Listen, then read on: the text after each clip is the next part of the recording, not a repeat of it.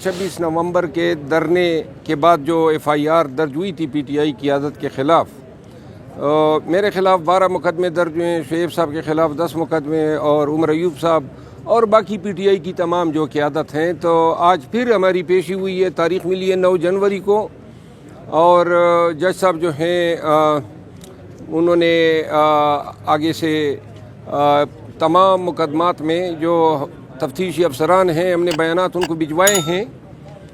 ये आप लोग ज़रूर देखें कि यहाँ 2 अयाम कबल बहुत सारे पश्तून मुल्ज़िमान जो थे उनको एटीसी जज ने डिस्चार्ज कर दिया।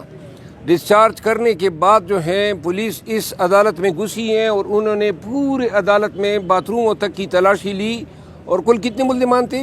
81 मुल्ज़िमान थे, सारे बच्चे थे। लेकिन कसूर ये था कि वो पश्तून थे, पश्तो स्पीकिंग थे, तो सबको उन्होंने डिस्चार्ज होने के बावजूद गिरफ़्तार किया।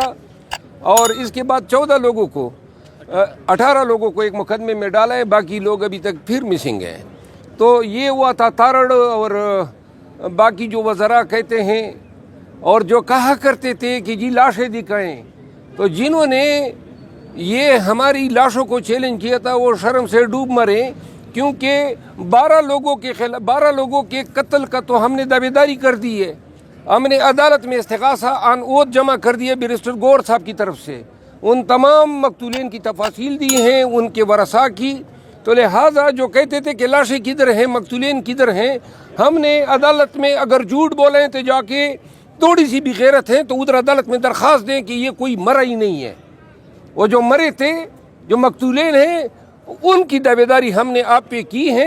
अब अगर थोड़ी सी हया या रमक है तो चैलेंज कर दें हमें कि हमने अदालत में झूठ बोला है, जाके बैरिस्टर गौर या हमारे खिलाफ आप 193 के इस्तिग़ासा दायर कर दे कि हमने पर्जरी की है। अगर हमने पर्जरी नहीं की है तो 1 महीना तक तुम पूरे कौम को गुमराह करते रहे। वफाकी वज़रा होते हुए तुम लोगों ने झूठ बोला, शुहदा को और मकतूलीन की लाशों को आपने छुपाया, उनकी कत्ल से इनकार किया। और यही हालत है पूरी रियासत पाकिस्तान का। रियासत अली आज़ाद साहब मेरे और शुएब शाहीन साहब के वकील थे, और रियासत अली आज़ाद साहब जो हैं हमारे हाई कोर्ट बार के सदर हैं। और पूरे पाकिस्तान की रियासत में यही रियासत आज़ाद है, बाकी का हाल आप खुद ही देख लें। असेंबली के फ्लोर पे ये हमारे साथ रवैया है। हमारे वर्कर डिस्चार्ज होते हैं और वो फिर गिरफ्तार करते हैं।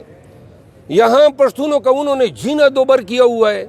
ये कभी नहीं हुआ पाकिस्तान में नस्ली और लिसानी बुनियादों पे किसी कौमियत को इतना जो है तजलील करने का और अपनी रियासती इंतकाम का निशाना बनाने का। इन हालत में क्या मुज़ाकरात होंगे?